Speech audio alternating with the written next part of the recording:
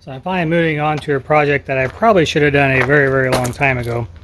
And that's going to be installing these gutter guards. Last year I had the, was it leaf filter? I don't know if the big name brand place came out, and they wanted $8,000. I'm like, that's just absurd. I couldn't imagine what they're like now with prices going up so much. This cost me for the whole house less than $500, I'm pretty sure. So this is just a stainless steel mesh. It's almost like window screen, but it's even finer than window screen. And it's supposed to let all the water just go right through. You can see it, I'm looking right through it right now. But it's supposed to let the water go right through without any problems. On the back side, it's got this little tape strip, 3M double-sided tape, and then a little notch on the back to fit in there. So I've already done about 4 or 5 of these I put up, and they seem to go pretty easy. The corners are the hardest part. Getting those corners to be set up to where you can kind of wrap around the edge is a little bit tough. But once you get past that, it goes really quick. You're just, flying putting them up there.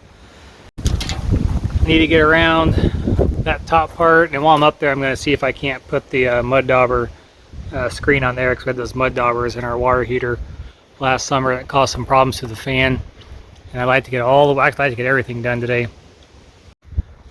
But get to work here, see if we can get this done. It's really windy today, so I'll see how many times the camera falls over while I'm up there. So before I head up here, tool wise, it's got a couple different bending tools. These are usually meant for doing duct work, things like that. Screwdriver, a pair of cutters, and I've got the bending tool because you'll put it here wherever you need to cause a seam at, and it'll just bend just like regular tin. Bends really well. So on the ones I did on the back side, I found that I've got to bend this front lip just a little bit, and I almost don't even need the bending tool. I can pretty much do it with my hands. But when I get to the corners, I kind of need, especially that small one, to bend around the edges. Got this first one in here. I want to show you real quick how I'm doing it. So it's got this glue strip, double-sided tape along here, and it is really sticky. That's on there. It's just not coming up.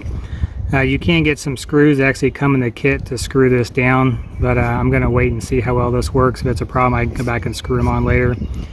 And up underneath the lip here, this edge just fits on the drip edge there, and that seems to work pretty well.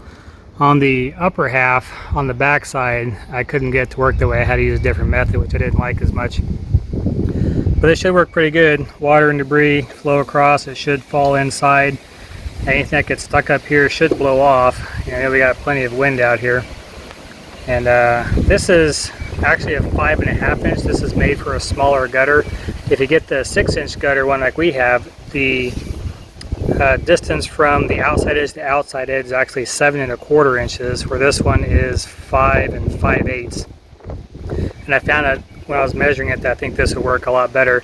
If you get the longer one, you actually have to bring it up and either push it way up under your shingles, which will push this up too much, or you've got to go up and then bend every piece down, and I didn't want to have to deal with that. So I was actually concerned when I got them that it was going to be too short and it wouldn't actually work, because the one I measured was up on the very top half over the pump room area, and that gutter depth appears to be a little bit different. Even though it's a 6-inch gutter, I don't know if the shingles come down a little bit farther or what, but it's definitely a little bit shorter.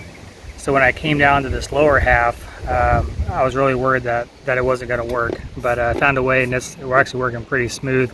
I don't care for the way it looks from the ground.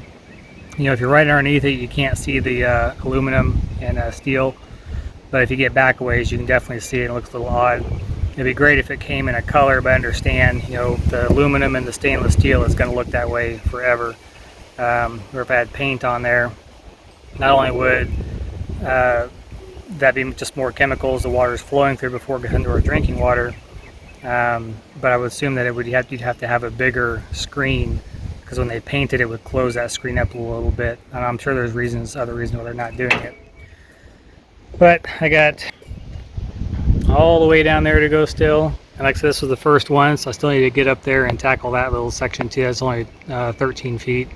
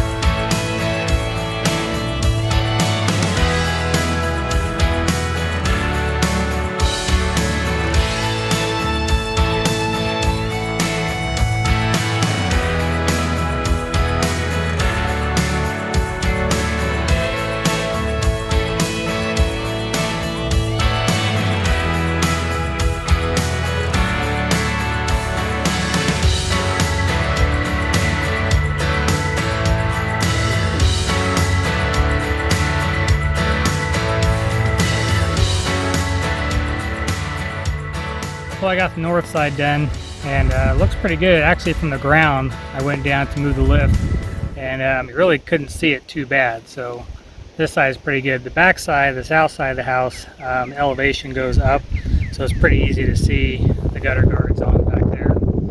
I probably should have had a vacuum up here because all the grain and stuff from the shingles I washed in there, but if it does get into the tank, it's just going to go to the bottom. It won't be that big of a deal. I'm going to go ahead and leave the pool catcher screens that I put inside the downspout for the rainwater collection. That was what we're using to catch all the leaves and things like that gets in there, and it worked pretty good. I'm going to go ahead and leave that in there because here on the corners you can't really seal that up all the way. So you can see there's a little bit of a gap there. Everything else is sealed up really tight though. It's just these corner edges. So there's still a chance that you could get, you know, a June bug or a wasp or something like that flies in there and gets stuck and can't get out. So it's a good idea to just go ahead and keep that other leaf filter in place, that pool filter that I'm using. But I'll have to check it a lot less. What I was doing was every time it rained, I'd go up there and check it. I have a vacuum I just left up there that I was using to vacuum things out as need be. But I won't have to do that as much anymore. I'll check it maybe, I don't know, really just in the fall probably. It's got the vent off. You can already see a dead wasp in there. And then inside, that's a mud dauber nest right there. I think this is last year's though. It doesn't look new by any means. So I think the plan, the center one is the exhaust and the outer one is the intake. So not quite sure how I'm going to do this. But I've got to get some sort of screen inside there to keep wasps from getting in there and building nests. Because what happened last year, if you remember from a previous video, is that our water heater is making a lot of noise, a big kind of vibration, grinding, you know, noise to it. And when I took it apart, the motor, I figured the motor probably had dust or something in it that was causing the motor to be out of whack. Well, it turns out it was full of mud daubers. And so we're trying to prevent that. I got to get this screen on here somehow, get this put back together. Fortunately, I think that one incident probably damaged the motor because although it's better, it still has a vibration to it. So we're just going to run it as long as we can until it poops out on us.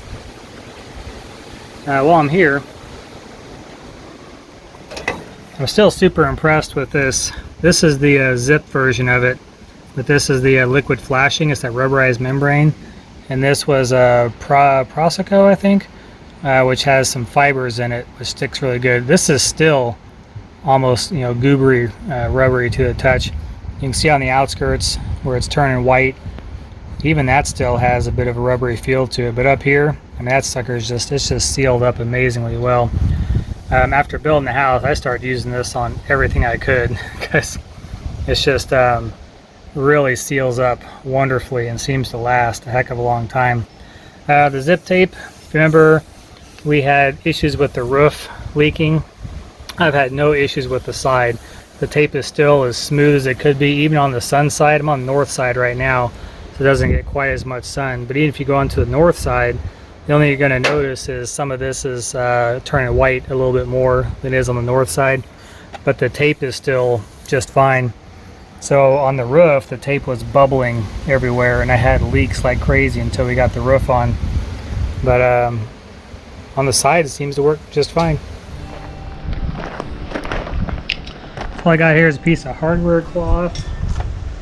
And I'm thinking if I can cut a circle basically and slide this around the tube, then this piece goes in there and kind of pinch it between the two ends in there. So I think that'll work. See how well I can get this cut out.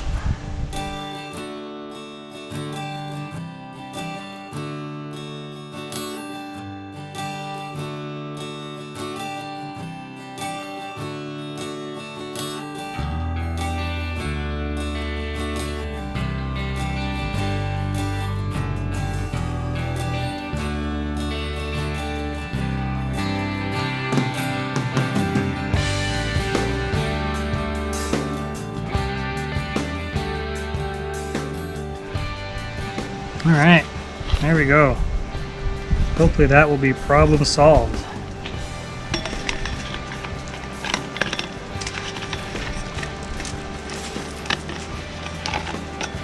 There, that's good.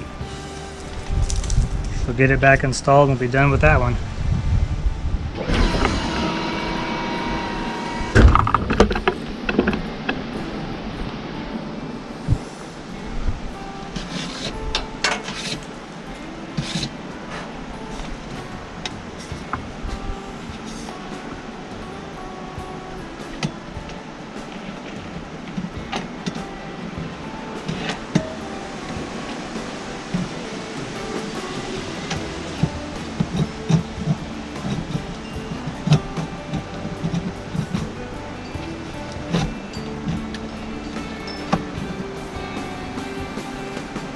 That went in a lot easier than it did coming out.